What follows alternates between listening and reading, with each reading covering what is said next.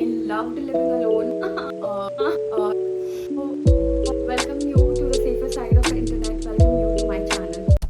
I always loved freedom. I wanted to do things my way. I didn't realize freedom comes with a cost. As the title goes of this video, I live alone for my mental health. So this video is divided into 4 sections. First, why I choose to live alone. Second, the benefits of living alone for your mental health. Third, the challenges of living alone. Fourth, how living alone has impacted my self-improvement journey. So let's get started. So the time span is mentioned, so you could directly skip to whichever section you want to, but I would love for you to watch the whole video. So why I chose to live alone. It was not a decision which was taken over then that no, I want to live alone.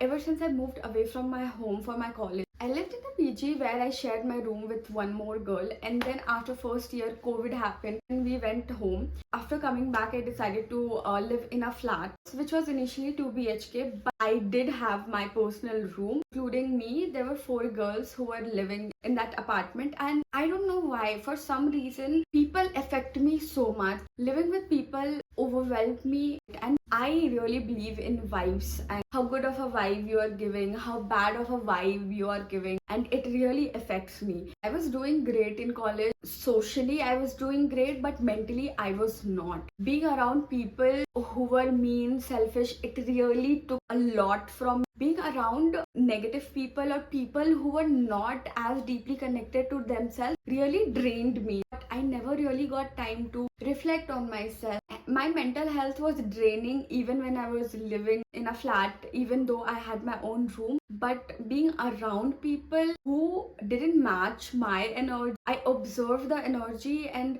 that's what drained me. And over the time, I just felt content being by myself. I really enjoyed my company. I loved living alone. After college, I decided, hey, I'll have my own place. I would not share it with anybody because I really wanted to work on myself. So that was a decision which I took, and I shifted to this beautiful place which I eventually made my home. Shifted here in November 2023, and it is going to be almost 1 year me living by myself, and I enjoy every bit of it. Let's talk about the real mental health benefits of living alone. First is the mental clarity. Having my own space has allowed me to process my thoughts, feelings, and experiences in a way I couldn't before. Without the constant chatter or the energy of other around, I really sat with myself and realized where is the problem, where am I lacking, why I am so sad, and why I cannot focus on doing what I really want to do. To be honest, I have become more mindful, more in tuned with my emotion, the kind of self-awareness I got. Other benefit is independence. Let me tell you, in your house, you have the clear headspace, you have the freedom to make your choices. That was like the best thing which happened to me, that even though I used to be an indecisive person, living alone has helped me with that as well. Making a choice, making a decision, being more decisive about things. Now I won't pretend that everything is all butter and sugar. Let me be very honest, living alone comes with its own responsibilities and challenges. My biggest challenge was loneliness. There were definitely days where I felt the weight of being alone, especially during tough times or when I just wanted someone to talk to. You can definitely combat loneliness. What I do is I always be mindful about whom to reach out to, schedule regular calls with people I love, with my friends, my family. And I plan to go out even if at that moment none of my friend is available. I plan solo dates. I go to cafes, I go to watch movies, I go shopping. So like this, you won't feel you are completely alone. You'll feel content because you did what you wanted to do. When you come back home, you'll feel refreshed. Yes, I went out. Yeah, it doesn't matter there was nobody, but I went out, I had fun, I did what I wanted to do. And one more challenge which I faced is accountability. So the thing is that when you're living alone,